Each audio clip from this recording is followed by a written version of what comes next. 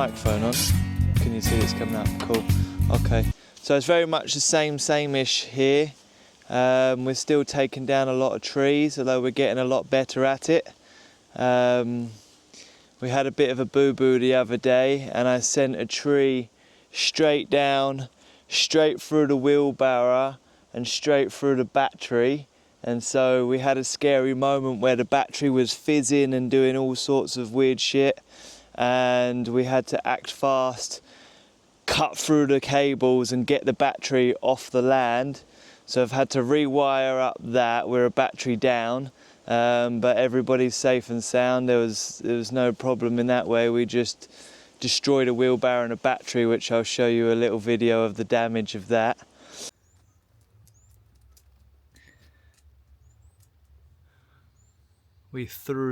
Carolina had the great idea to chuck mud into the battery to stop it from fizzling away. We've upgraded the saw. We had this before we were using the electric ones, but I'd never cut down a tree before I come onto here, and we just kind of felt a little bit safer with the electric saw.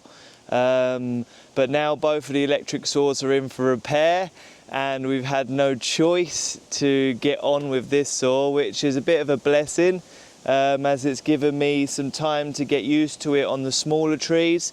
And we've also been able to take some big trees, and I mean, like, I done a tree and I was shaking with adrenaline. It was really big to me. This was one of the big ones we took, and it probably doesn't look that big to arborists, but this was really tall. It was facing sort of to the wrong direction what I needed to, and it's quite scary taking a tree like this. My heart was pumping, my whole body was shaking. You know, you don't really have much room for error in this game, and yeah, we had to send it the right direction, and it gave me a lot of confidence. Hey! And so yeah, I just want to show you a bit of our method at the minute. So again, we've still got the electric winch set up, and we've just got that hooked up to a car battery, and that's running off a 12-volt system. We're cutting out this corner at the minute because we are getting a shipping container. We've been looking at shipping containers, and we're getting a 40-foot shipping container over in this corner. And so we're having to sort of move up to the top of the land, cut down this corner, get this ready. I've got to put some pad stones in to be able to put the container on so that it sits level. So that's really exciting for us. We've been going to look at containers, and in the meantime, we've just been dropping a load of trees, and we've been trying out lots of different methods of dropping the trees. And up here, what we've been doing is we've been dropping a tree, cleaning up the top of it, cutting it down to the sizes we want, and then moving on to the next tree, and sort of repeating the process. And so we're trying to drop the trees in the direction of which we're stacking them. We're finding that's really helping. And by having a bunch of trees drop down at the same time, can you see here how they kind of overlap one another and sit on top of one another? Well, that's helping them stay off the ground. And so when we winch this through, it's kind of, it aids it a little bit rather than pulling it through the ground. I know in the UK they sell these, it's called a skidding cone, and it's like a giant plastic cone that your rope comes through, and it's got a really blunt plastic end, and it means this sharp bit doesn't get caught in the soil, and it just helps pull the log. But we can't get them out here, so we're having to do a workaround. I want to show you another method what we've done down there. So we've been clearing a lot of this agroforestry section, and mainly this whole side via the public road, because we want to get the land fenced. And so we feel if we can chop most of the trees down from the outside coming into the middle, that we would feel safe in fencing it, that we're not going to stick a tree through our brand new fence. And so we've been clearing all down these edges. We went a little bit crazy one day and I said, let's try something out. Let's just try drop loads of trees all in the same direction and deal with the aftermath after that. And it worked out well in many ways, in that we had a lot of these trees facing the right direction, but it was really difficult to clean it up afterwards because there was all the tops of the trees were sort of tangled up with one another, and it was really hard to walk around and sort of deal with the mess afterwards.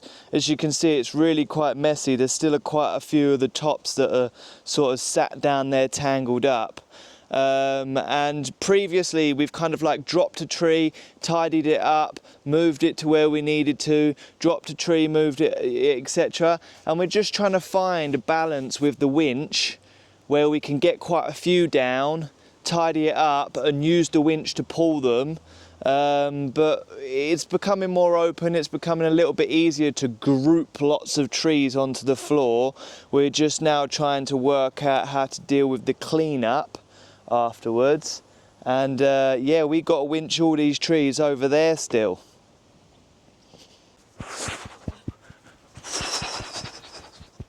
Getting into the swing of things. So this is the access way. Are we filming? Yeah, okay. This is the access that we were working on in episode 2, and it's going to be the main access to the back of the house. At the minute we're using it for a bit of storage because the house is going to be years away from being built, but we've only got sort of like 9-10 trees, quite easy trees, that can all drop that way, and then we're going to have a clear path through here. We've got a lamppost there which Caroline has been in contact with the agency, and they are happy to move it out of our driveway. They just need us to tell them a date and they will come and do that. And we have also been gifted an old gate because we are garbage monsters. We've been gifted an old 4-meter steel gate, solid steel. Needs a bit of TLC, so we've got it back at the house. So we've just been gifted this rusty old gate from a friend that we've made, and he did tell me the price of his new gates, and so we're very happy, being time rich and money poor, to stick some hours into trying to resurrect this hunk of junk. Bit of a salvage project, don't know how well it's going to go, but we've got this beautiful ugly gate going on that we're going to try and turn into something good. It's going to be my first project. We're going to cut loads of this metal out, strip it right back, grind off the rust, give it all a big paint up, weld some new panels on there, hopefully get it looking good. Thank you very much, Nuno, much appreciated. It's going to save us a lot of money and time in building gates by wood.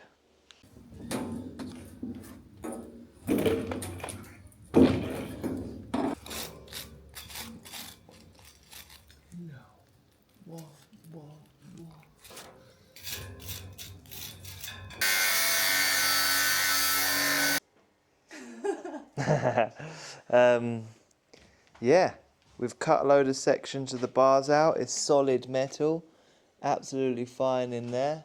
It's rusted where it's been welded a little bit, but take it back and it's bare metal, so we're going to get a grinder on that, paint stripper, strip the paint off, grind all the rusty spots on, get some sheet metal on and weld that back. We didn't need all of these bars.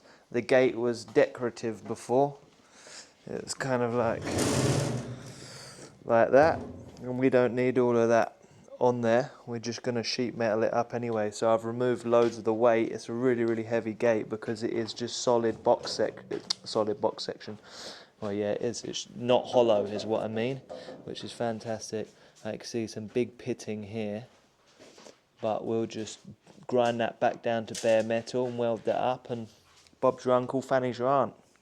And that's going to go there, but that's really nice because it gives us, by having the 4-meter spacing that we know, we can set 2 posts here at the 4-meter distance, know that my gate's going to fit inside there, and then we have a point to fence up to. So from the corner of our land we can bring it to this post, and then from this post we can take it, the fencing, up to that corner and wrap it round, and it's going to start helping give us security and some privacy.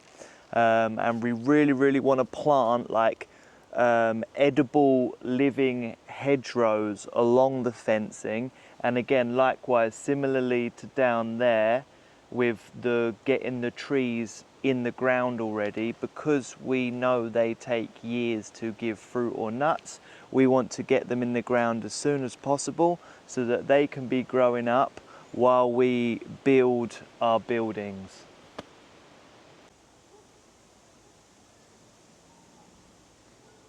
So we've really made, you know, headway on this land. We've taken out a lot of the trees and it's becoming a lot clearer. There's reasons behind doing this, and action in this side of the land is because we want to get it fenced and we want to get the trees out of the way so that we don't put them through our fence in case something goes wrong. And so we also would like to plant the fruit and nut trees as soon as we can. And we understand that fruit and nut trees take, you know, 5 to 7 years to produce you a crop and or harvest, and it would be nice to be able to get some trees in already while we're building our buildings, because we're going to be building for several years and it's going to be quite messy in places and in times, but we understand that this is the dedicated agroforestry area, and it'll be really nice even if we can just get, say, 50 trees or so, some little rows going on, and we want to get this clear, tidied up, the light come in. We can already see it's making such a big difference, and all of our neighbours have commented and people walking past just about how much the land has changed down here. So yeah, that's a little bit about what we're doing down here.